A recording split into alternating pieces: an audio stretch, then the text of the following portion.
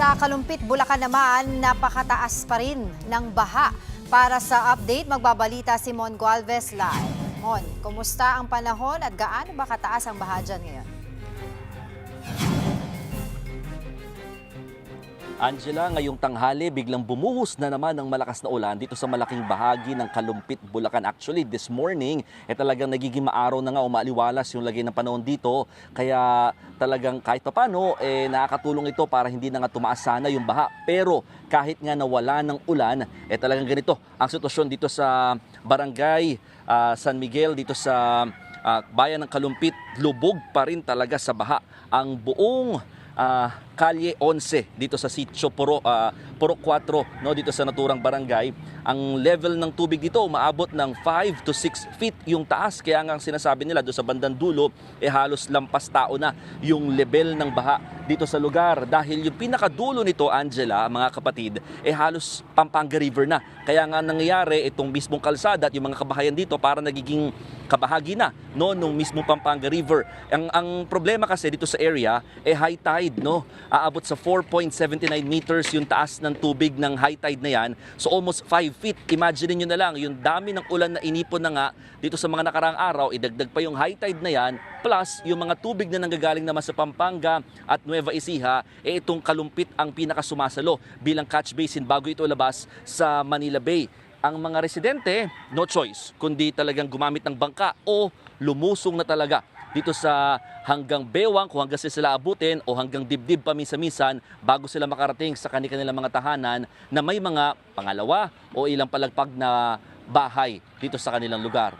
Angela. Oo, nakikita ko mo na ginagamit na nga ngayon ng mga residente dyan sa Bulacan, yung bangka, no, para sila ay makapunta sa kanilang kailangan puntahan. So magkano ba yung pagsakay dyan sa bangka?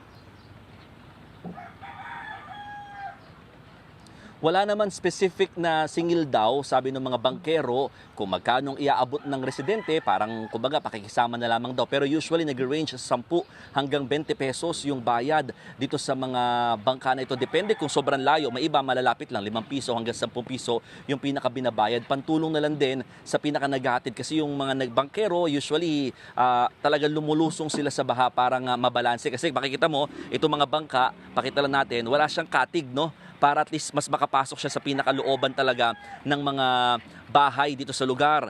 Kaya talagang malaking tulong. Medyo pagalingan sa pagbalanse technically dahil walang katig, pero yun nga, wala naman malakas na agos ng tubig kaya hindi rin naman siya delikado in a way, no? Pero yun nga, no choice talaga dito kundi magbangka para maabot mo yung pinakalooban pa dito sa lugar. Angela. Mon, early this year, nag-repair sila ng dike dyan sa may Kalumpit. Ano na ang update mo dyan? Ang sabi ng lokal na pamahalaan ng Kalumpit, Angela, aabot daw sa 3 flood control projects yan, or 3 barangay rather, ang pinaka-inaayos yung mga flood control projects dito nga sa bayan ng Kalumpit. Yan ay sa mga barangay Frances, Bulusan at Calizon. Yan yung mga ilan din sa mga inspeksyon mismo ni Pangulong Bongbong Marcos last year. At according sa LGU ng Kalumpit, ongoing pa rin daw ito ngayon. Nagkataon lang, inabutan na sila dito nga sa sama ng panahon, kaya talagang hindi pa tapos technically yung nagpapatuloy na flood control projects dito sa naturang bayan. And for the record, ito lamang yung itinuloy na flood control project na ginagawa ngayon sa buong bansa matapos ngang suspendihin lahat ng mga proyektong may kaugnayan dito dahil sa nagpapatuloy na investigasyon. Maidagdag ko lang din, no, ang marami sa mga residente dito, mahigit 100 bahay pa, yun nandito sa loob dito sa binabanggit kong mga lugar dito sa Kalumpit, Bulacan na ayaw muna magsilikas kasi total meron naman daw silang second floor.